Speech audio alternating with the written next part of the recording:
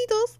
I went on a date with a guy, and after our date, it wasn't like a date that stood out or anything. You know what I'm saying? But after our date, we got to my car, and we were just standing by my car, and then he ends up grabbing my stomach. Listen to this. You heard this? He ends up grabbing my stomach and said, "You're full, aren't you? You're gonna eat a lot with me." It's funny every time I hear it. And when I tell you not needed, I like that you eat a lot with me. I could have saved it. when I tell you not needed, I don't even feel, I was like, this is the man that's representing the other men in this universe, because you lost me. You lost me in this one. I might be out of the dating market after this one. Like, yeah. You don't like your stomach touch, bro? I don't like my stomach touch, and I don't like you also insinuating, you know. And I gave him grace. Because that was the second time he did it. And I didn't even tell you about the first time he did it. Do you want to hear about the first time he did it? Do you want to hear how bad the first time he did it was? What was your first red flag? You ignored it. It was my first red flag, but I was like, maybe he was drunk.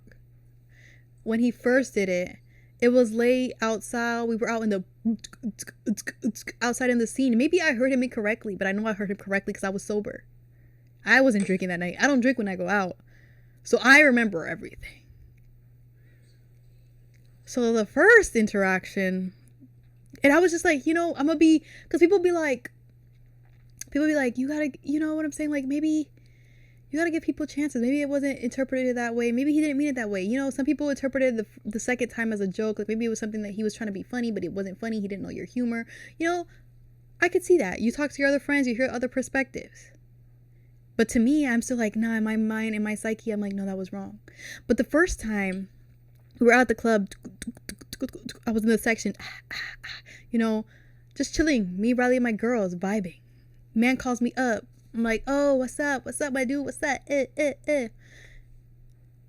He didn't even have any muscles. So that's why I was like, bro, you need to relax. He calls me up there. So then he touches my stomach again. This is the second time a nigga touches my stomach. I'm like, bro, I've never had a nigga touch my stomach this many times. I'm like, either it gave me body dysmorphia. I'm like, do I look big?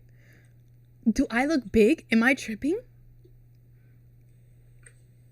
Because, like, maybe touching my hand, holding my hand, but my stomach? Anyways, he touches my stomach, like, you know, grabs it, and he's like, do you have any kids? I was like, and then I'm like, I'm at the club, so I'm like, you know, like, I'm side-eyeing, like, I'm just like, did I hear that correctly? Because I'm like,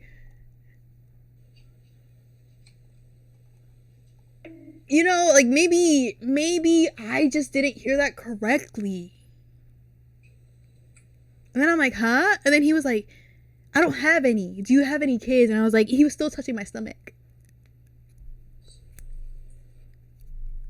So I was like, okay, Annie, this is your first time experiencing this. You know, maybe he's just drunk and he doesn't feel comfortable touching your backside, so he touches your front side. You know how some men don't want to touch, like, the lower back so they don't feel like they're groping you. You know, maybe that's like, but then when he did it on the date, I was like, yeah, that's it. We're over. I can't.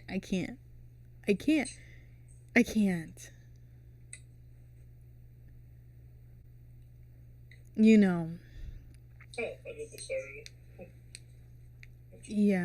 Yeah, not needed. It was like, yeah.